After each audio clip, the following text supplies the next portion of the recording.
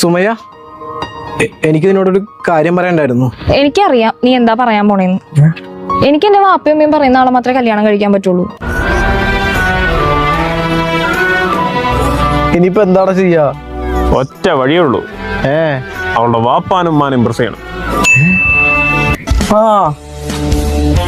അമ്മ എവിടെ പോയിട്ട് തന്നെ? ഞാൻ ഈ കട വരെ. അല്ല നിങ്ങളാരാ? ഞങ്ങൾ ഈ ഏരിയയിലൊക്കെ ഉള്ള ആൾക്കാരാ.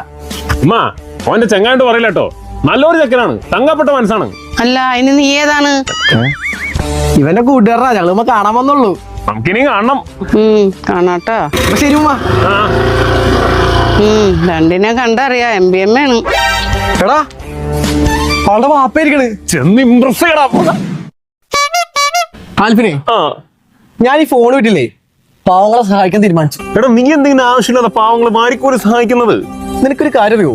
വിശക്കുന്നവന് ഭക്ഷണം കൊടുക്കുന്നതിനേക്കാൾ മഹത്തായ കാര്യം വേറെ ഇല്ല. വേറൊരു കാര്യം അറിയോ? എന്താ? എടാ ഭക്ഷണം വിളമ്പി കൊടുക്കുമ്പോൾ അവരുടെ ഒരു സന്തോഷം ഉണ്ടല്ലോ. അതെടാ, എടാ നിന്നെ കെട്ടുന്ന പെണ്ണിന്റെ അല്ല അവളുടെ തന്തയുടെ അല്ല അല്ല അവളുടെ വാപ്പാടെ കൂടി ബാക്കിയോ? അതെ, നീ ഇങ്ങനെ പുകഴ്ത്തി പറയുന്നത് എനിക്കത് ഇഷ്ടമല്ല. അത് നീ വലിയവനാടാ. അതെ അതെ അതെ അതെ അതെ. എന്തായാലും എന്റെ മോളുടെ കല്യാണത്തിന് കാറ്ററിങ്ങിന് ഇവന്മാര് തന്നെ ഏൽപ്പിക്കാം. 5-10 കൊടുത്താൽ കാര്യം കഴിയുമല്ലോ.